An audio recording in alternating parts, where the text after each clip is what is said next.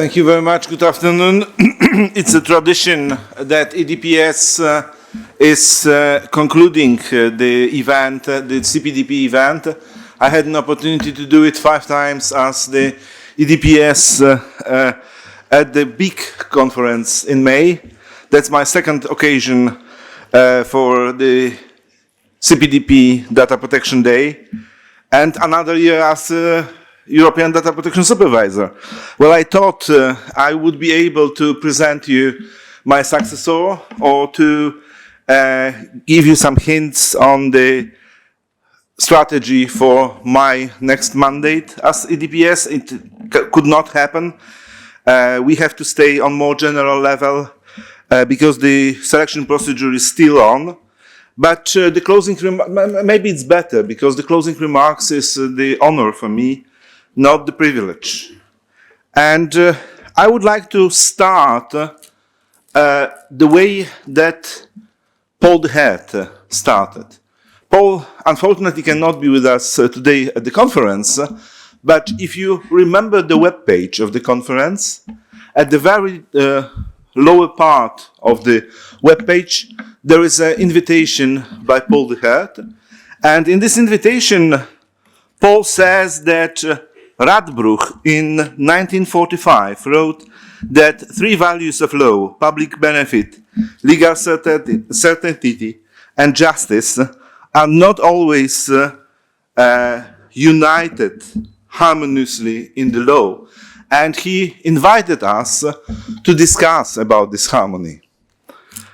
I think Paul had something more in his mind, because this citation from Radbruch comes from the article where Radbruch has said Radbruch formula. And Radbruch formula about the laws which are not just is something much more than the discussion about the harmony.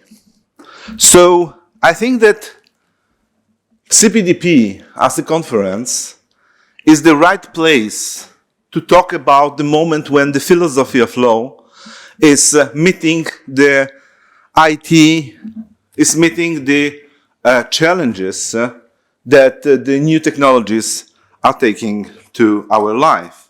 And I was always of the opinion that the role of the data protection is to contribute to building just world.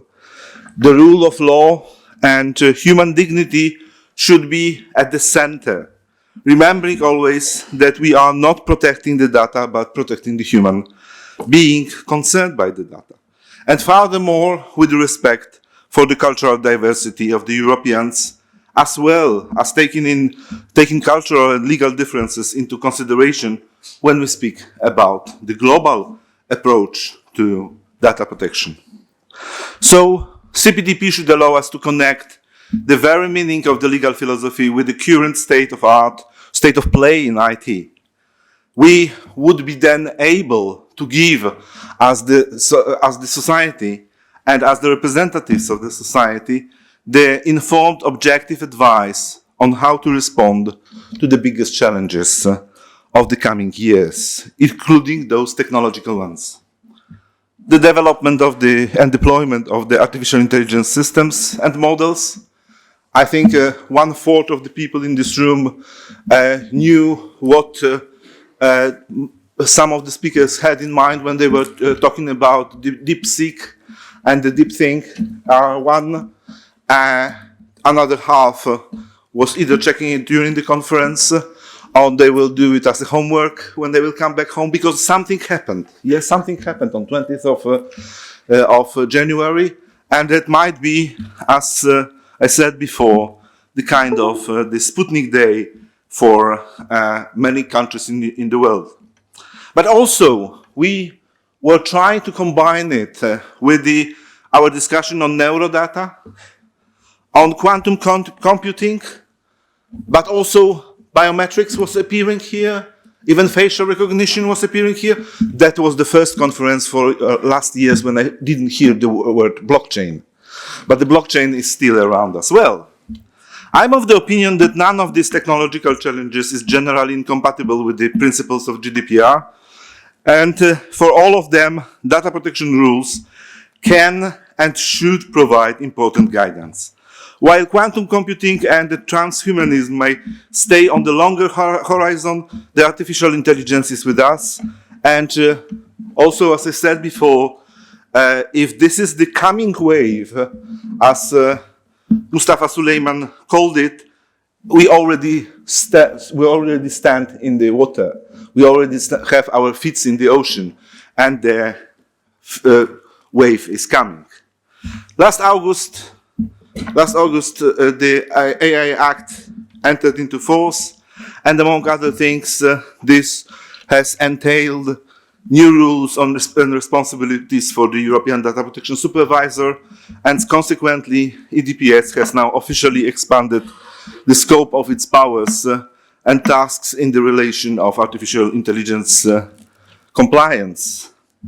And EDPS is going to do it, as always, with the values of impartiality, integrity, transparency, and pragmatism. But I heard pragmatism today so many times that I start to think, is it an excuse for the new actions to be taken? And what are the challenges for the nearest year? The implementation of the Digital Rule Book, including Artificial Intelligence Act, as well as the interplay between the data protection law and the Digital Rule Book will stay in the center of the discussions.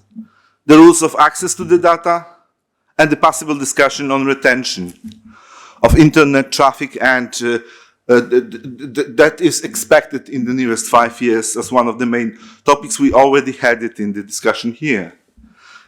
I understand the Digital Fairness Act is going to be the flagship of the strategy of the new Commission, and I'm really glad because the consumer protection approach to the services online always contribute to the fundamental rights perspective and makes the answers more practical for the internet users. But that is going to be a challenging factor for us, for the data protection specialists, because we have fairness in the Article 5 of the GDPR, but when we look even to translation to the languages of the EU, we will find that this is not the notion which we understand the same way all over Europe. And what has been said several times here was that we have to keep the role of the data protection authorities as the independent authorities, maintain and uphold the independence of the data protection authority to the highest standard, making the institution politically neutral. Such full independence is the only way to guarantee the spirit of the Articles 7 and 8 of the Charter of Fundamental Rights. And in the last panel, we heard that enforcement is something that we should be proud of when we think about GDPR. And I would say that I'm proud, also from the EDPS point of view, that enforcement decisions have been done by the DPAs, including EDPS. I'm proud that we banned the data processing in the Asylum Agency. I'm proud that we intervened when Europol was not fulfilling all the duties they had with the big data. And I'm also proud that we made one of the agencies of the EU informing dozens of thousands of people about the data breach, which may lead to the high-risk events. I'm also proud that we did the decision about the Commission use of the cloud, and I'm proud that we went into the discussion and into the court dispute with one of the agencies on the meaning of anonymization and pseudonymization. This is how we should work, and we should be more effective. We should be more fast. We should be more practical. but the enforcement is something which is the big takeaway from the last decade.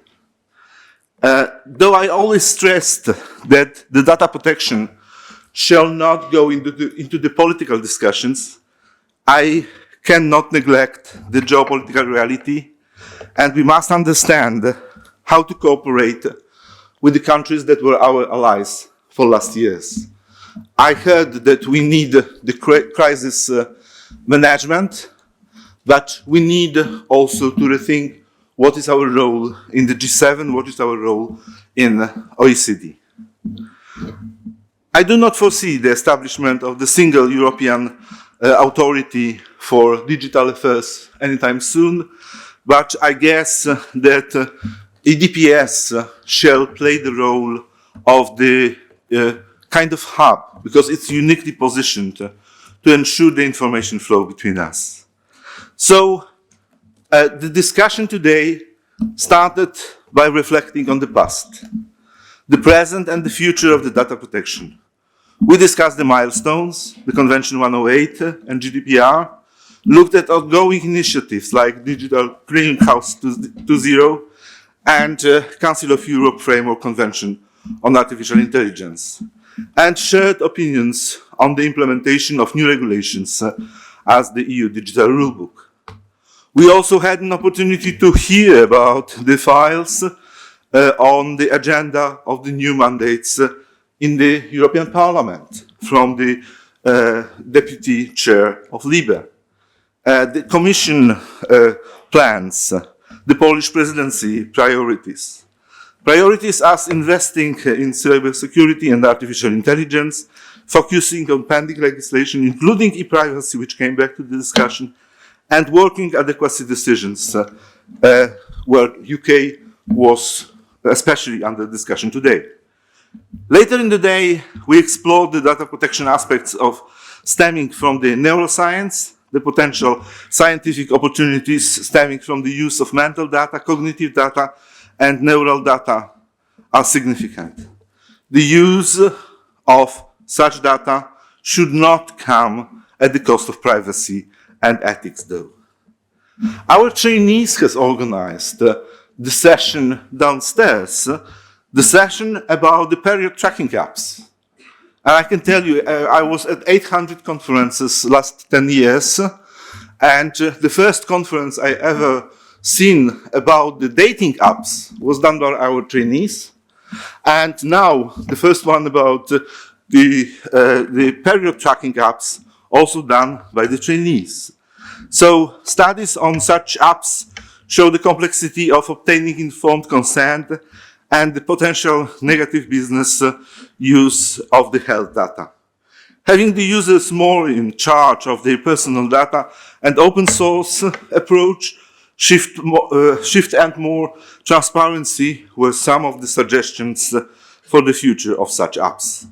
Interesting perspectives were also offered in the relation to the key topics like data transfers, targeted advertising, automated decision-making, the dark patterns.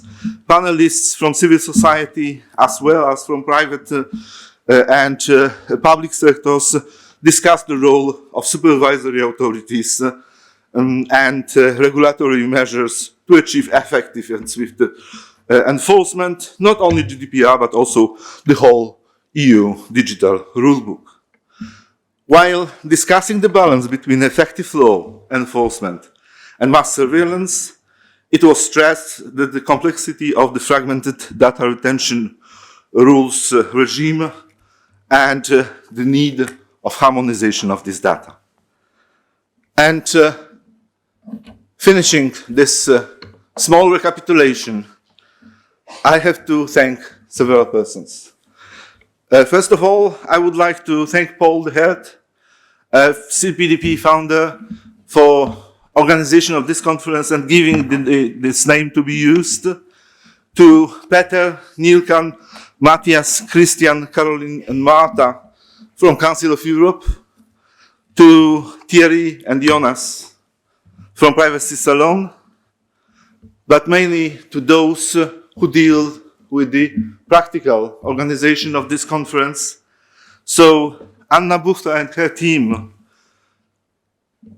Alfredo as the spiritus movens of the whole event, Romeo, Brendan, and the whole INC team who is present here, information and communication team, with Olivier being the main representative, but you saw them all during today's event.